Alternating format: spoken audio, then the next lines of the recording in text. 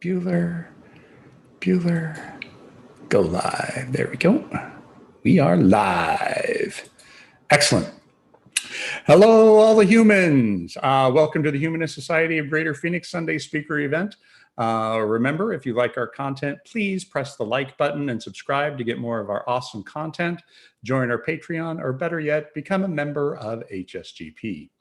Today's presentation aligns with the values of humanism by service and participation, by putting our values into action, ethical development for ourselves and our future, which is our children, and responsibility. Our choices all have consequences for ourselves and for the world around us. Today, we have Beth Lewis with the State of Arizona Education System. Where are we now? Beth Lewis is a co-founder of Save Our Schools Arizona, a grassroots volunteer organization dedicated to protecting Arizona's public schools, and a Rodel Exemplary teacher who has taught 5th and 6th grade in Arizona for 11 years.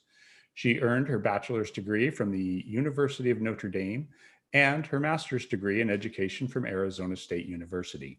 She believes all of her students, as well as her own children, deserve a fully funded public education. Please give a big HSGP welcome to Beth Lewis. Beth. Hi, everyone. Thank you, Ron. It's a real honor to be here. Thank you, Roxanne, for inviting me. And thank you, everybody, for being here on this beautiful Sunday morning.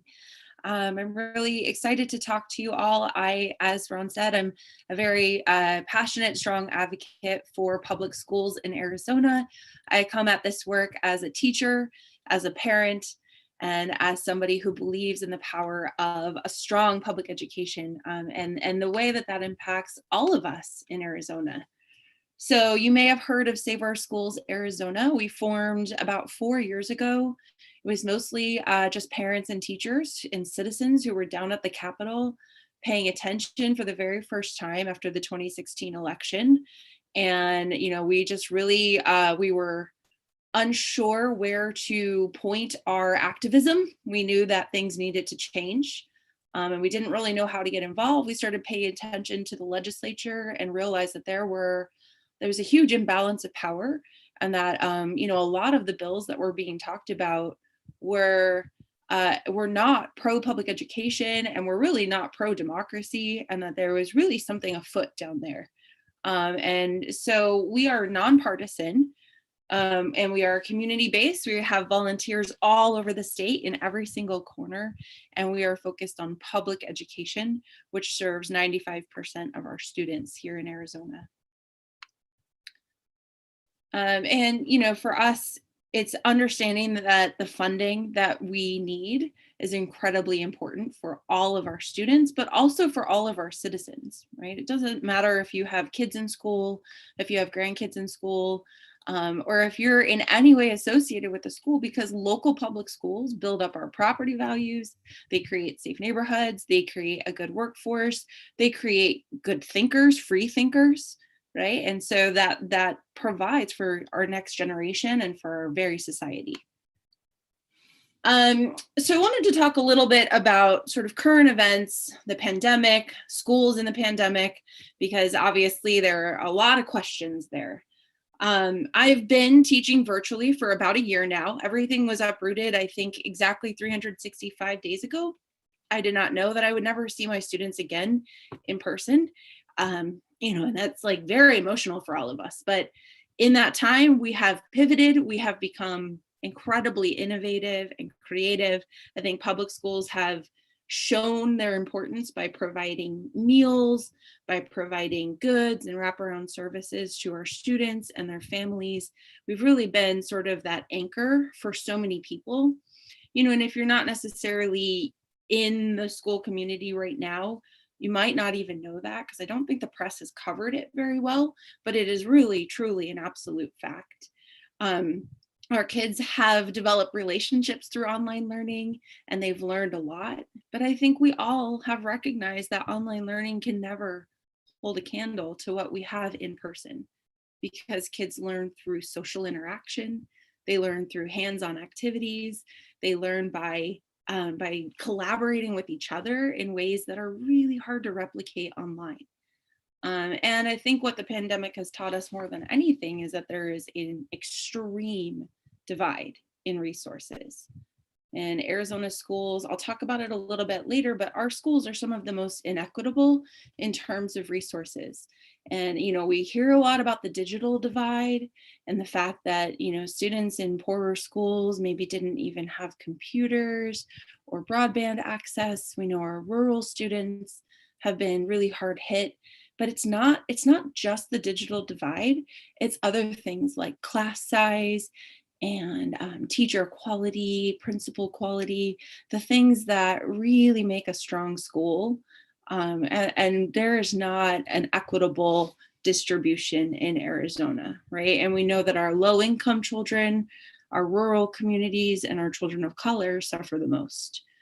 And unfortunately, at the legislature, I have not heard a lot of energy or attempt to fix this problem.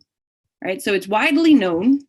I think everybody in this state and across the country has acknowledged that our low income schools need more. They need more resources, counselors, computers, you name it, but nobody's really talking about how to fix the problem. What are they talking about? Well, this week brought us an executive order from the governor. Our public schools have been politicized through this pandemic.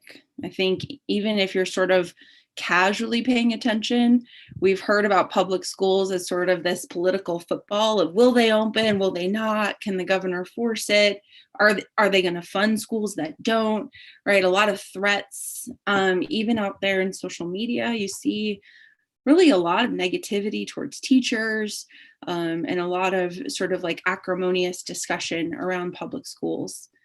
And the governor's executive order this week has forced schools to come back in person, or to provide an in-person situation by March 15th. I know that many school districts were already planning to be back by that point in time, but some school districts were planning to do models like bringing staff back and implementing safety protocols, right? All of those things take time, and bringing kids back the next week or the week after. And instead we're told the Thursday before spring break to get their classrooms ready the very next day, because they're not going to be there during spring break. So, once again, I think it just underscores that there are a lot of people making decisions for teachers and kids that don't know what it's like to be in the classroom and are out of touch with what it actually takes to keep our kids safe and learning. Right now we're hearing a lot about the governor who is saying that he's not going to fund the schools that don't open. Right now they are funded at 95% if they have any sort of distance learning. So a lot of schools stand to lose millions of dollars this next year. Again, sort of this political football that they've created. And I'm going to talk to you a little bit about the legislature, because there are a lot of bills right now that are attacks on public education. And quite frankly, we're not seeing the amount of bills we'd like to see that are in support of public education. There are very few. So here are a few. If you'll remember, Arizona voters rejected voucher expansion only 2 years ago. Proposition 305 went down in fiery flames, 65 to 35%, with voters saying no all across the state. And yet they're back again with a massive ESA voucher expansion. I'll talk about vouchers. Are you sharing right now? Oh my gosh, I thought I was this whole time. Oh my goodness. Ron, here we go. Tell me if you can see this. Yes. Okay. Well, let's try this again. Okay, so I talked about the governor's executive order. Let's look at these bills. So down at our lovely legislature, there are several bills that are attacking public education in many ways. And unfortunately, it's a little bit of a scorched earth down there right now. And education groups are struggling to fight everything that they are throwing at us because it is unprecedented, the level and the number of bills that are going through the legislature very quickly that are designed to hurt public schools. And a lot of this is, the lobbyists from DC that have sort of been opportunistic and have seen the political situation with public schools and have leveraged that. So right now we have voucher expansions. There are 5 bills that seek to expand vouchers moving through the legislature. And like I referenced, voters obviously rejected voucher expansion 2-1 only 2 years ago. Voters also just approved funding for classrooms through Proposition 208, the Invest in Ed Act. And there are 3 different bills that are designed to work together to completely offset that money. So it's an end run on voters that will reduce all of those taxes that were raised by Prop 208 and essentially eliminate those funds before they ever even get to classrooms. And, we're seeing tax cuts at $600 million a year when we don't have the funds we need to fund our schools, our roads, and our public safety and our healthcare.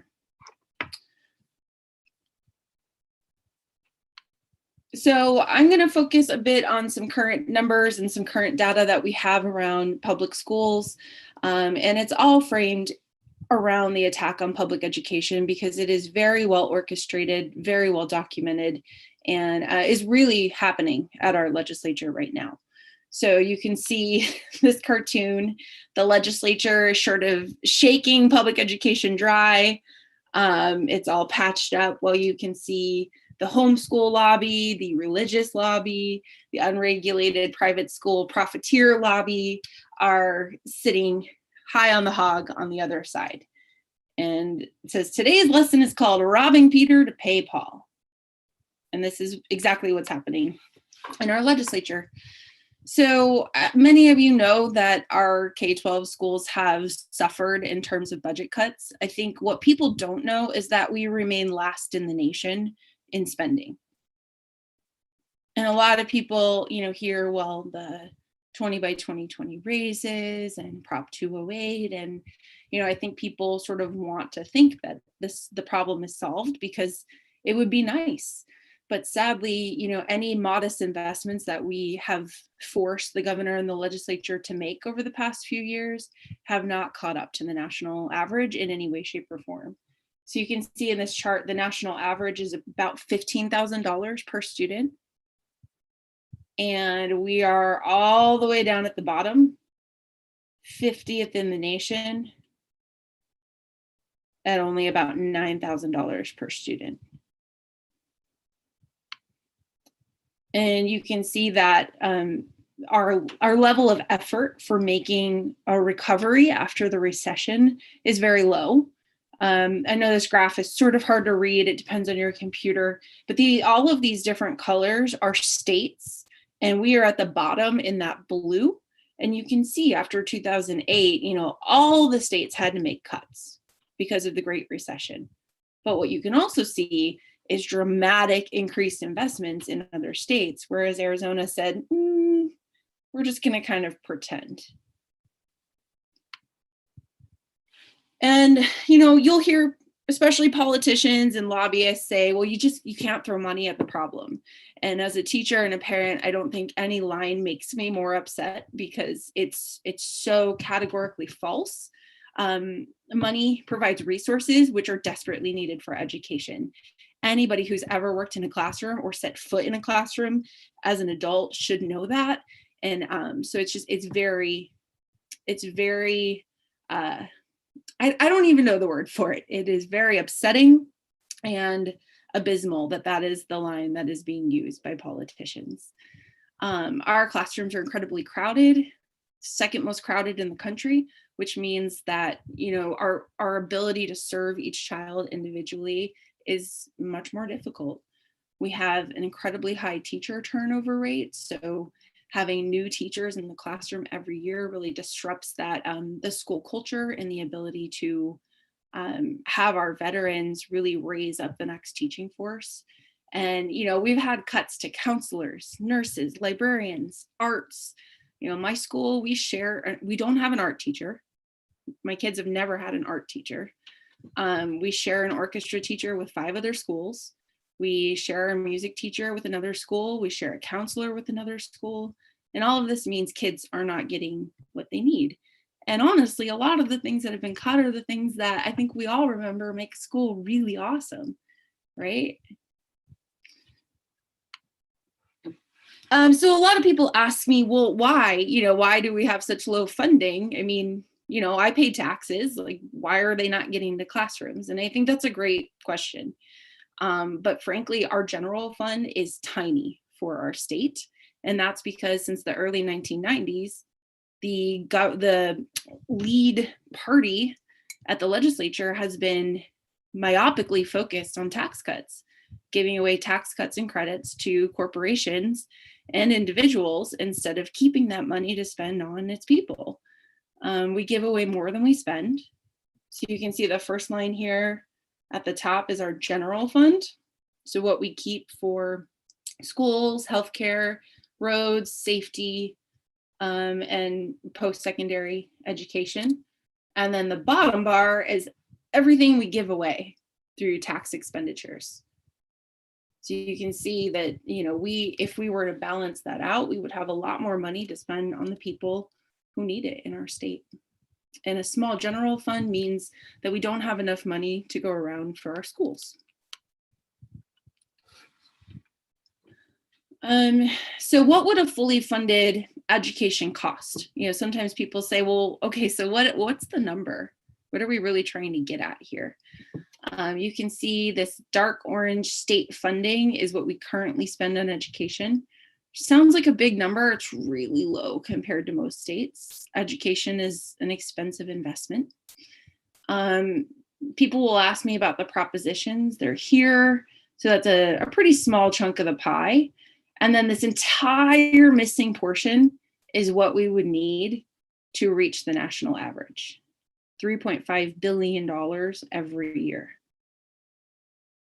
And, nobody's saying that we, the people, should be paying more when you go back to that general fund and realize that a lot of that money is just being given away to corporations. I think that covered that. So big idea here. We know, I mentioned it before in terms of the pandemic, that our funding is really inequitable. There are a lot of reasons for that. When the state has basically sort of abdicated its duty to fund schools. And when that happens, local institutions will always, the richer areas will make that up. So if you have a great PTO, they're going to make sure that your kid has an art teacher, right? If you are in Scottsdale, your property taxes are going to lift up that school. If you're in Tempe, we're going to pass bonds and overrides every year, right? So the kids in my school have had Chromebooks. They already had computers before the pandemic. Was it because the state funded us? No, it's because local taxpayers passed bonds and overrides. Right. So it's become very inequitable or unequal because of those things. And we know that that has extreme, implications for our children of color, because in Arizona, our primarily white school districts get 2 times more per student than our high poverty non-white districts. And that's just the reality in Arizona until we fix it. And then, like I mentioned, the Arizona legislature is intent on increasing ESA vouchers and STO vouchers by 70% this year. Every single year, it is a battle that my organization and other education groups take on. And, I'm going to talk a little bit about the people that are pushing it. I know that, we here are very concerned about the separation between church and state. And this is an absolute, issue with vouchers. There are a lot of issues. But just as background information for people that don't pay attention as much as I do to education policy, vouchers are, like sort of a debit card that's loaded up with taxpayer dollars and given to a parent to use for private school expenses, tuition, and is often used for religious private schools. And we're seeing them pop up around the country. Arizona is sort of the tip of the spear. We have always been, along with Florida, the number one privatizers, the number one, in sending our dollars to private schools. And this little animation, I'll play that again, shows how much money we send to private schools every single year. Play again. So voucher schemes siphon about $300 million away from our local public schools every single year and into private schools. And we know that this is the agenda. The Koch Network has made it clear that this is what they would like. We know that they've sold them incrementally over the years. Started in 2011, after vouchers were ruled unconstitutional in Arizona in 2009, they found a workaround, the debit card, right? So they were found unconstitutional because our separation of church and state, our Blaine Amendment, said that you can't just give taxpayer dollar directly to a religious school. So what they did is they said, oh, well, we won't give it directly to the religious school. We'll put it on a debit card, give it to the parent, and then the parent can choose whatever school they want. And the Supreme Court upheld that. The Chief Justice of our Supreme Court is actually one of the original architects of vouchers, so it was no surprise. And they have increased the program dramatically ever since. Almost every single year in the legislature, you'll see an expansion bill for vouchers until we stopped them in 2017. And they're continuing to grow because of the amount of money spent on them in this state. Anybody who follows voucher programs knows that there are a lot of problems, and I don't need to go into the whole laundry list of why. Like, we know that school choice is really, the school is choosing the child. We know that vouchers are usually used by white, affluent, suburban families that were already going to choose private schools. We know that there's no oversight, no regulation, because it's a private school, right? And private schools are not regulated. And we know statistically that they do not improve student achievement or learning outcomes. We also know who's pushing them. And I think that this is really illustrative for all of us and really important to know who these people are. Betsy Devos is there. And that's no mistake. Betsy Devos, I know that she's become famous because of her stint as the Secretary of Education, but Devos has been working on pushing vouchers and diminishing public schools for decades. And this group next to her, the American Federation for Children, they have been pushing vouchers in Arizona for 20 years. And they have an arm in Arizona that is very well funded and very well run. And her influence in terms of vouchers is not going anywhere, despite the fact that she has been summarily dismissed from that post. So her family has more money than God, and they are intent on destroying public education. And she has said that she would like to push vouchers because she wants to advance God's kingdom. And the goal is to evangelize children and to evangelize parents through their children. So there are other groups that are not really in it for the religious reasons, more of like the free market reasons, but they've joined forces because they have the same ends. We have a lot of new groups in Arizona that have popped up. Love Your School, Yes Every Kid, all of these like great sounding things that are Koch groups that are trying to pick off moderates and make all of this crazy school choice stuff sound normal. And this is an example. So the Koch Network has said their priority is expanding ESAs, vouchers, developing technologies that would allow parents to pick and choose private classes or tutors for their kids the same way that people shop on Amazon. So we're completely destroying the idea of a local neighborhood public school and converting it to an Amazon marketplace for education. And they said that they envision making it easy for families to join together to start micro schools as a new alternative to the public system. And this is 3 years before the pandemic, or before now. So 2 years before the pandemic. So you can see that, the micro schools that have popped up supposedly in response to the pandemic were already part of the plan. So we at Save Our Schools, obviously this is a multi-pronged crisis. We are completely gutted in terms of funding. It's a highly politicized issue. We have all of these special interest groups that are well-funded and well-oiled machines that are attacking public schools at the state legislature level all across the country. And we know that we are up against Goliath. But we, the people, have power. And, our organization has banded together with a lot of different groups to fight these bad bills. We are making calls to the legislature. We're using the request to speak system. We're highly engaged in the legislative process. We know that we cannot fix this crisis until we have a new legislature and a new governor. So we are very focused on ensuring that we change the balance of power down there. We get people in those seats who actually care about our kids and our local schools and our communities.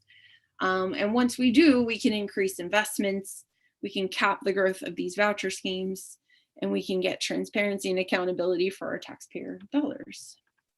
So that number one right there, that is the most important thing that we can do. And I think part of that, it can't just be voting. We need to talk to our neighbors. We need to get people to understand what's going on, get people to, get active in politics, pay attention, follow along to what's going on so that they know and can connect the dots. Because state legislatures in Arizona, but across the country, were completely underwater this time around in 2020. Voters may have elected a president, Biden, but they did not connect the dots down the ballot for people that were more representative of their values. So we have community action teams that can be joined. We do a lot of alerts via email, Facebook. We have a weekly legislative report that we issue. I can put this week's report in the chat so people can take a look.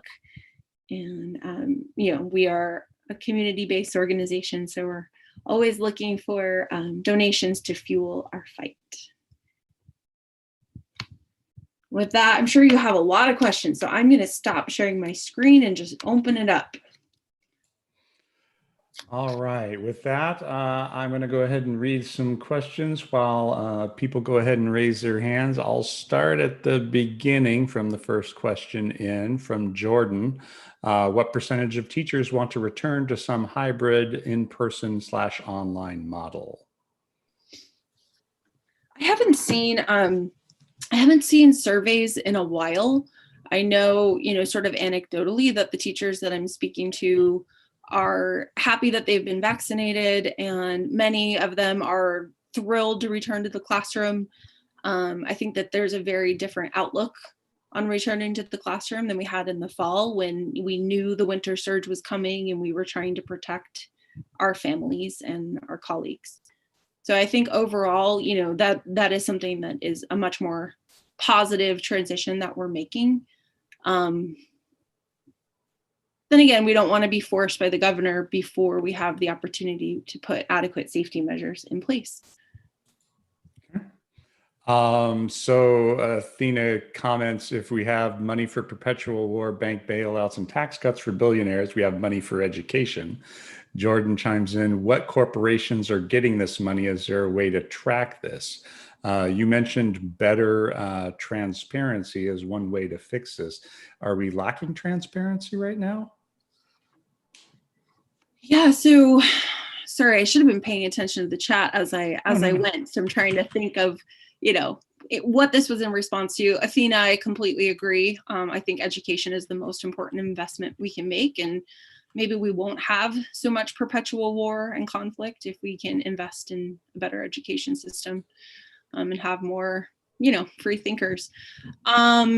Corporations. So what's happened is, with the tax cuts and credits, corporations they're being incentivized to come to Arizona and having to pay very little in property tax, corporate property tax, or income tax. And, I think people could realistically argue that we need to provide incentives for corporations to come to Arizona, and they do provide jobs, but there are other ways to incentivize that besides saying, hey, you don't have to pay anything to be here, right? Because we want Intel to pay into the system. We want SRP and APS and Target and Amazon to pay back to our people. It's not enough to just give jobs, right? We need high quality schools in the areas that they're coming. And honestly, that's what their employees want, right?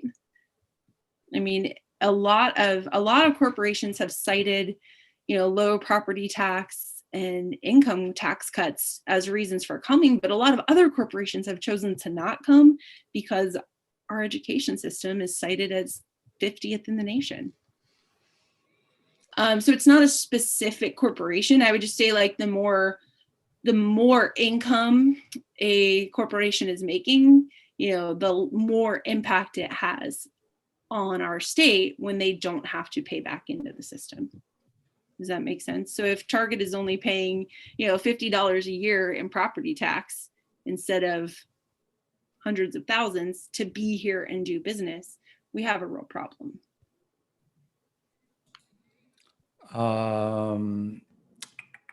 So Kara Bissell and Alice Ritter ask, where does the indigenous education system on reservations fit in with public education?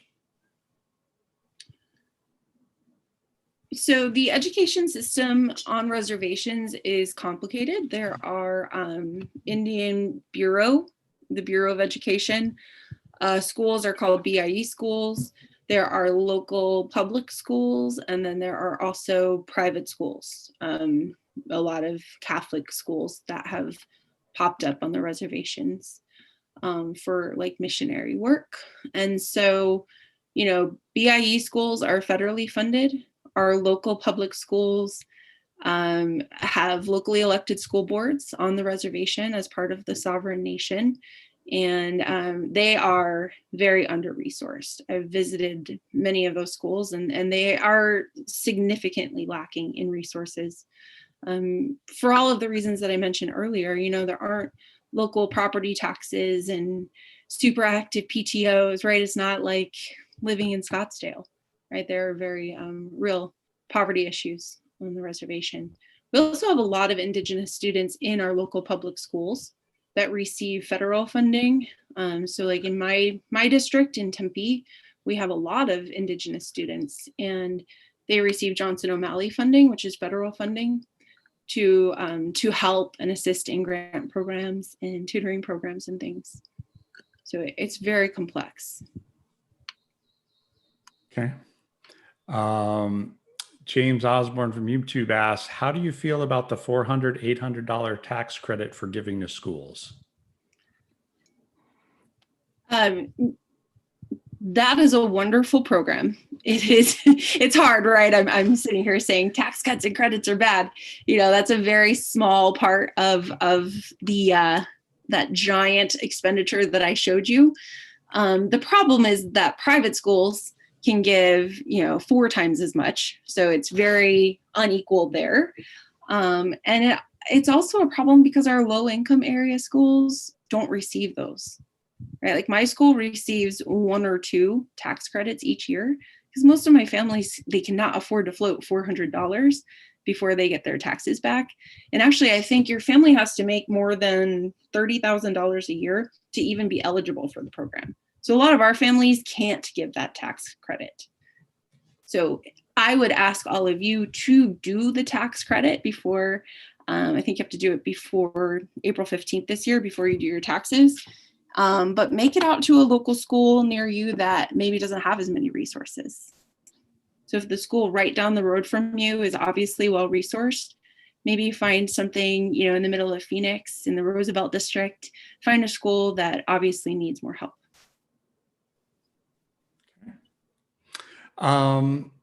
Kara and Alice ask, where do federal grants and income to public schools figure in?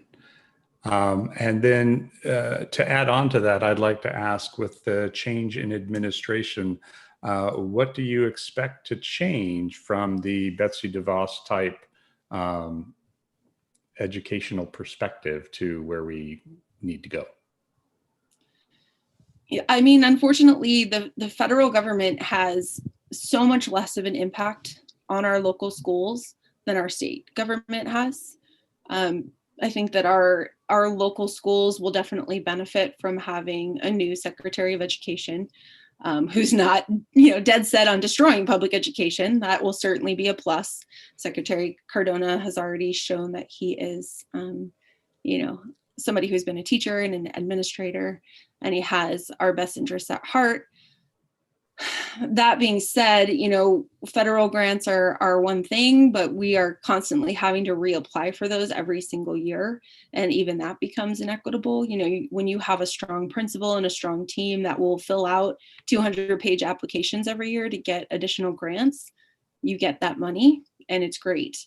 But when you don't have that, I've worked in both types of schools, you don't get that funding. So what we need is real sustainable revenue from the state that districts can count on year after year, that they don't necessarily need to apply for and partition off into these weird, grant funded programs, and instead fund what really matters to kids, which is great teachers, great principals, arts programs, counselors, nurses.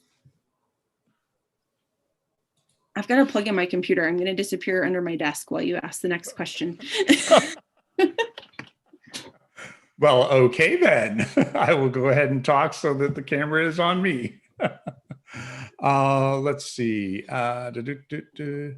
So Roxanne asks, can you please expand on what is meant by schools choosing the student and how it affects public schools? Absolutely. So, if your family receives a voucher, then you will have to go to a private school and apply. And that private school can accept your child, but they don't have to. And so we find time and time again with the families in our group, we hear these really sad stories about, my student has special needs and I was so excited. I got an ESA voucher. I went to the private school of our dreams and they didn't accept my child. And then I went to the next school and they said, no, we don't have any room, sorry. And the next school, right? And so, while there are non-discrimination laws in the books, private schools can do whatever they wish because they are private schools.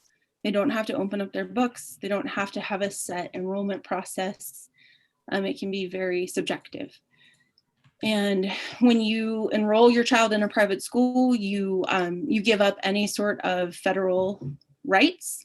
So something like the IDEA, which is for students with disabilities or special needs, you're entitled to, an education that meets those needs. Private schools do not have to meet that.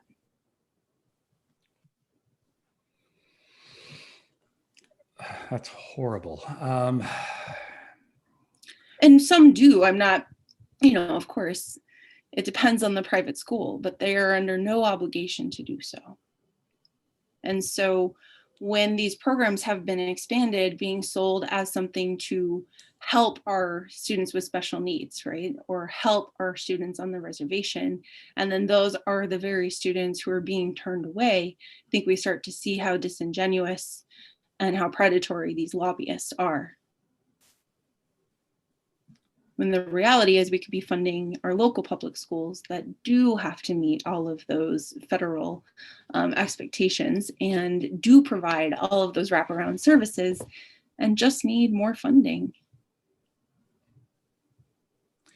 So it is true then that they can exclude those who have other behavioral problems then as well, correct?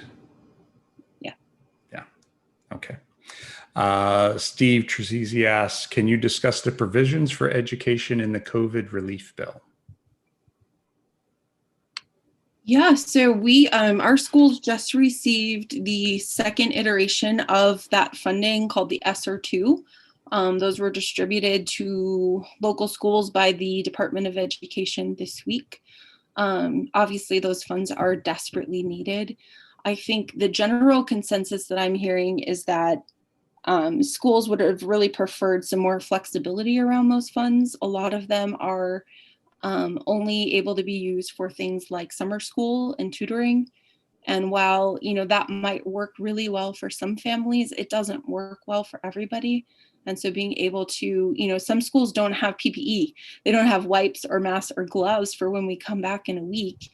And they're already being asked to spend all of this money on summer school. And we haven't even had a chance to get back with kids and really assess who needs that and who's able to even take advantage of it. So, at this point, I think schools will take any funding they can get, but some flexibility with that funding is really critical. Is there anything with the new federal COVID bill? I have not been up to speed. I have been up to my eyeballs in alligators this week with the legislature here in Arizona. So I need to look at that. Okay. Athena asks, so is Roosevelt District 66, she wants to donate a tax credit to a underfunded school. Is that? Sure, I can put, sadly, there are so many schools in so much need. So I don't want to just say like one district. I know locally here, so let's see, we're Greater Phoenix with the Humanist Society. So Roosevelt, I can type these in the chat. Some really under-resourced districts near you. Roosevelt, the Baltz district, the Isaac district, the Murphy district, and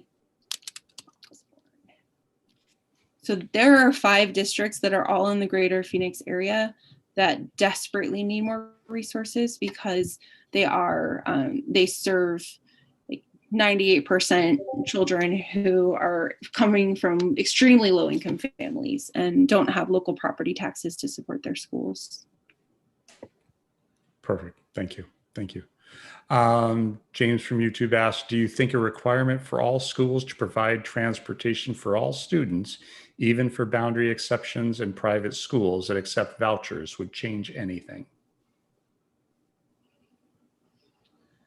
I want to make sure I'm hearing the question correctly. I think that, when we have open enrollment, we do frequently provide transportation for those students.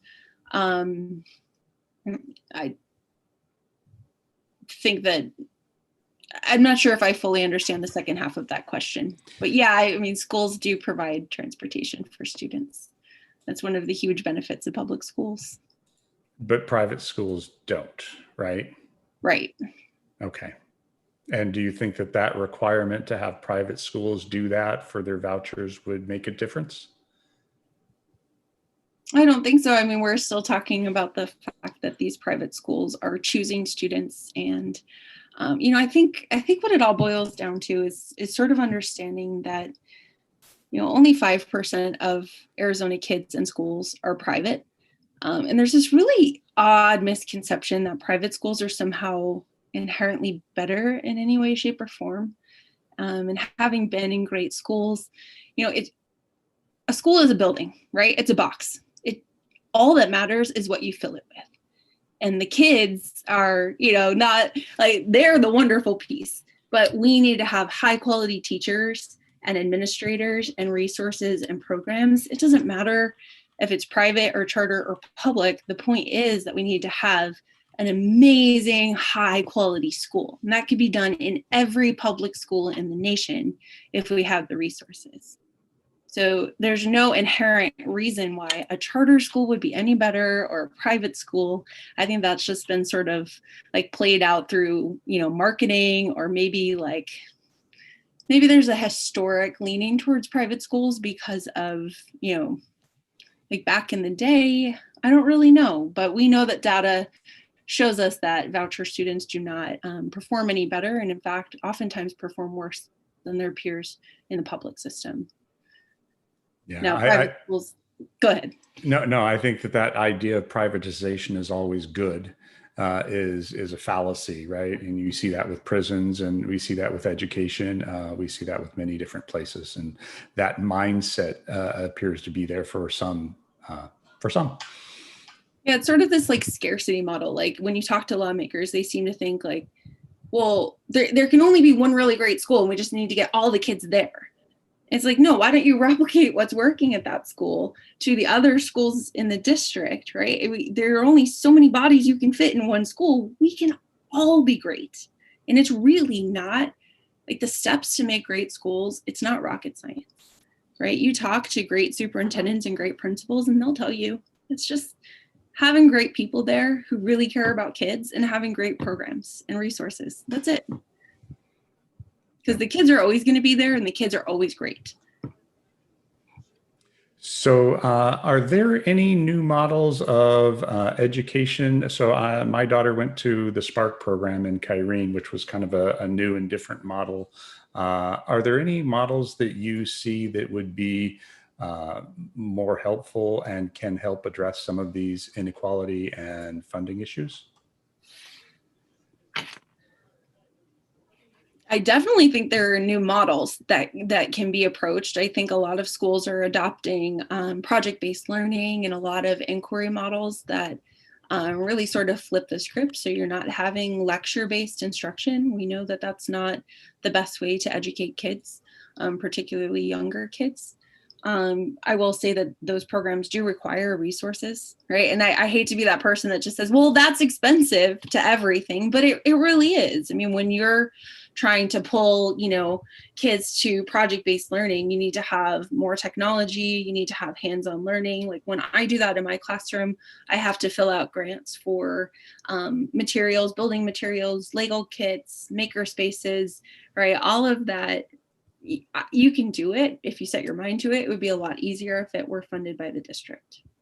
Does that make sense? Absolutely. So yeah, and I think that there are I hope that there will be a lot of innovation and flexibility that comes out of this pandemic in our schools.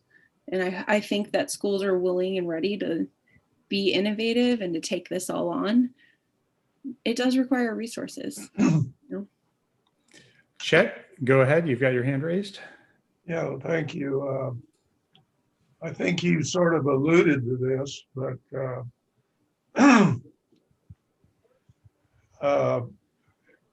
if you have charter schools, to what extent can the state prevent them from teaching ideologies that oppose the foundations of our government, like separation of religion and state?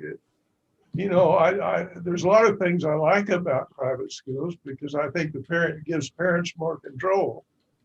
But it seems like to me the big problem is that you can have people instilling values that go against our very system of government and create more problems that way. Yeah, I mean, we have a lot of charter schools that are attached to churches here in the Valley. I live in the East Valley, and if you drive around, there are a lot of charter schools that literally share a wall with a church. So that wall between church and state is quite literal here. There is a lot of concern that if this ESA voucher expansion goes through the legislature and 70% more students become eligible, that a lot of these charters will flip to private because it's more lucrative at that point. And there are fewer regulations. So to Chet's point, a lot of these charter schools that are pseudo like religious focused schools anyway, I think that division will become pretty much non-existent when and if these voucher expansions are passed, if that makes sense. So, you know, if you're already a charter that's sort of ready to teach religion and is sort of being propped up by a local church and shares resources, I think that will become, you know, more permanent. Thank you. As they flip. Are there any states, Jeannie asks, are there any states that have relatively little inequality in funding, teacher-student ratio, et cetera? Or is this inequality in education a national problem? That's a really good question. I think our nation in general is pretty inequitable. I think, you know, we have a lot of reparations that are due across our society that stem from Jim Crow and beyond. So I don't think that Arizona is alone, but statistics do show that we are the most inequitable. One of the key pieces is that the early 90s, there was this huge movement across the entire country to shrink government and to shrink taxes, you know, sort of the Grover Norquist. And I think that that contributed to inequality because, as we said, it shifted the burden to local property taxpayers instead of to the state. So this is a nationwide problem that seems to be completely horrible in Arizona. Sorry, I'm having like a weird flickering. You seem okay. Okay. Good. We aren't seeing it. So to reiterate, charter schools are not private schools, but they could be in the future with the expansion of the ESAs, correct? Right, and there was, not to get too far into the weeds, but there was a landmark Supreme Court case that went through last year called Espinosa, and that was in, sorry, my computer.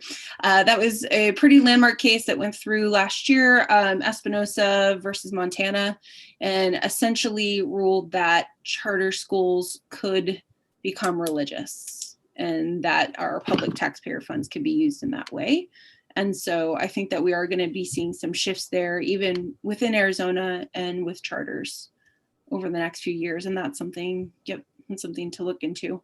Oh, good. So you're already primed on Espinosa.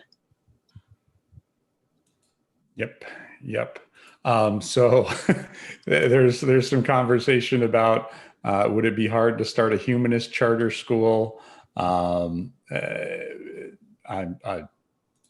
a public school advocate and would prefer to have kind of like that a group of humanists congregate at a public school and just start doing the same type of thing that happens at many public schools where you have clubs, right? Which are absolutely allowed, oddly enough.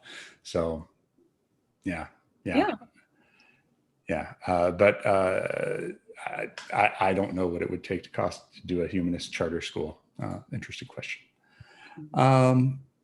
Anyone else have any other questions for Beth?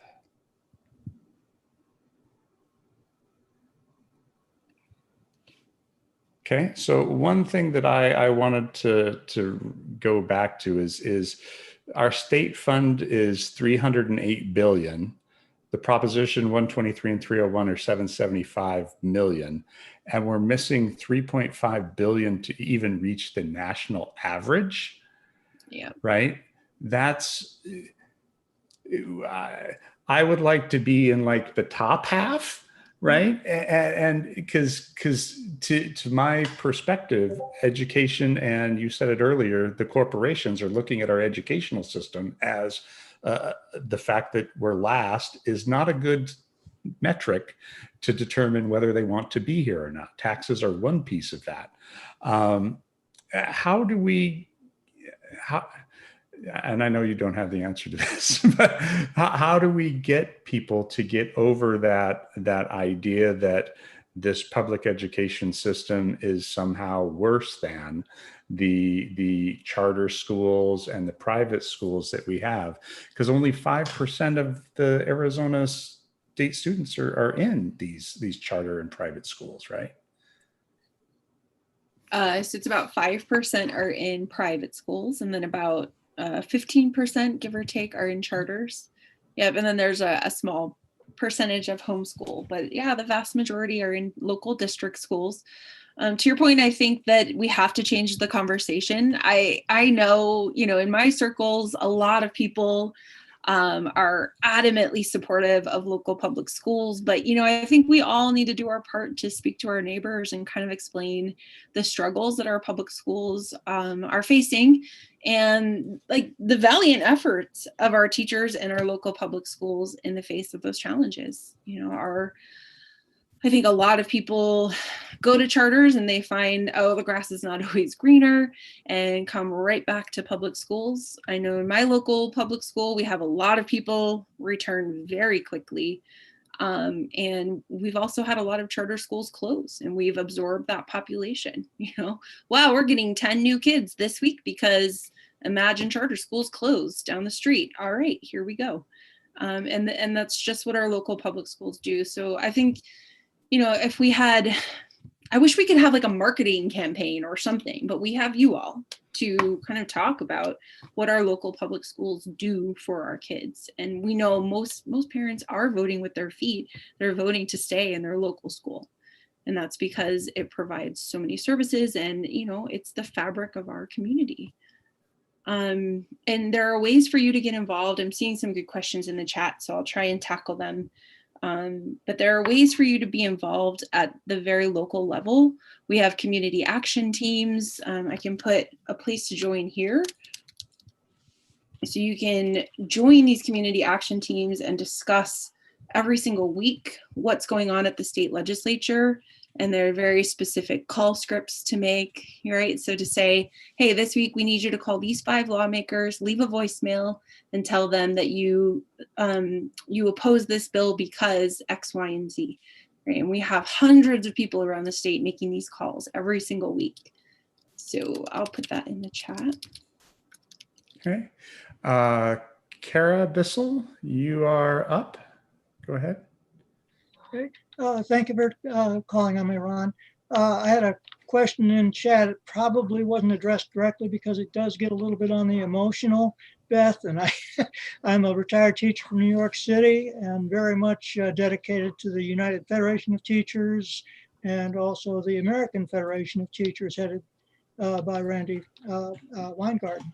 And I know, on the other hand, NEA is very well known as a professional union organization, but given that we're the last of the 50 states in the standings, and the UFT and AFT, I think, is demonstratively having a lot better record. Maybe they're handpicked states, I don't know, but it being a right to work state, that's a problem we have in Arizona, I know. But when and how can we shift over to a more for the students and teachers exclusively outside of the government system? Over. I mean, the same people who are pushing vouchers and privatizing schools are the people who have busted up unions, right, and completely diminished their power. It's the same people who attack public schools as government schools, which is Milton Friedman, the architect of Vouchers, who was an abhorrent racist and, led sort of the libertarian, neoliberal political shift that has really taken root, especially in Arizona. So to your question, I mean, we need to change the balance of power at the state level and the federal level. We need to change the conversation to pro-teacher, pro-union. We need to get people to understand that, it's not criminal to get together with a group of like-minded people and fight for your profession and to fight for good working conditions. We need to fight back against, the common sentiment that unions are somehow like only protecting bad teachers and not kids, which is, as you know, completely ridiculous. And we need to fight back against the privatizers who are intent on privatizing our schools and bashing our teachers. Yep. And I mean, until Arizona, we're, like you said, we're a right to work state. So we have to change that. And, I mean, I don't know how we do all of that until we end Citizens United, but that's a whole other ball of wax for a whole other day. So it's complicated. Yes. All right. I'm going to go ahead and field the last question that I've got here. John Worm asks, what effect will Prop 208 money have on public education? And what is the status of State Bill 1783 that would compromise those funds? Good question. So Prop 208 will be almost $1 billion when collected. That money will go primarily to classroom teachers and some other classroom resources. It is a huge chunk of money. It's not everything we need to get to that, national average, but it's a critical first step. It is locked up in litigation right now. One piece of it will be heard in the Supreme Court in April, and we are working on an amicus brief for that hearing. The money will not be collected for this school year or next because of that litigation. So they have effectively blocked those funds from going to our teachers and our students next year. The earliest that they will be distributed will be the 22-23 school year, which is very sad for our public schools. I see that you have SB 1783. So that is a tax cut that would offset those funds. There are actually 3 different bills going through the legislature right now. All 3 of them together would essentially cancel Prop 208. So they are moving quickly. All 3 were passed out of the Senate this week and are moving over to the House next week. So essentially, really every bad bill for education originated in the Senate this session because the Senate is now the crazy chamber. It's always been the House. And so that has shifted because of a few personality shifts. Everything passed the Senate and is moving over to the House. So I think Kathy posted our legislative weekly earlier, but if you read this, it will give you a rundown on all of the bad bills that are threatening public education and give you a very simple, comprehensive call script for exactly what to say to the lawmakers who you're calling that sort of encompasses all of the bills. Because it's kind of hard, right? Like you don't want to make 10 calls to each person saying, I don't like this bill. I also don't like this bill. Right? You start to feel a little crazy. So we put together a script that says, I support our local public schools. I know these 3 bills are an end run on voters for Prop 208. I know these 3 bills are voucher expansions. And I know these 3 bills are attacks on teachers. And I want you to vote no on all of them. Thank you very much. Perfect. Well, with that, I'm going to go ahead and wrap it up. Thank you, Beth, so much for bringing this to our attention and for giving us the opportunity to ask questions and get some clarifications around this. In my perspective, how we teach our youth is our future. And it is critically important for us to invest in that the same way we invest in all of our things that are important to us, right?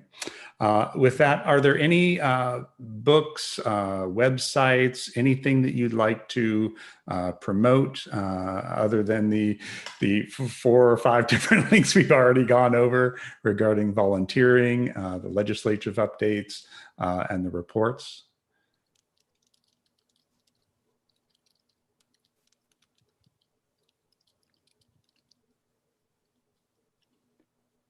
Anything you'd like to promote further, Beth? Was that for me, Ron? I am so sorry. I thought that was for the good of the order. Yes, I really encourage you to sign up at SOS Arizona. We won't bug you too much. We'll just give you the information you really need. And if you'd like to be more involved on a weekly basis with an action team, we have some really great folks who are mostly teachers and retired teachers who are legislative experts and will kind of walk you through it if all of this is a little crazy or scary and there are too many bill numbers.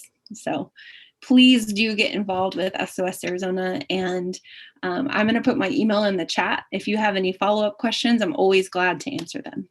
Okay. If you'd like, you can hang out after. We're going to go ahead and wrap it up, Kara, and then you can ask the question after. As always, if you enjoyed our content, then please hit the subscribe button, contribute to our Patreon account, become a member of HSGP, or better yet, volunteer to make the magic happen.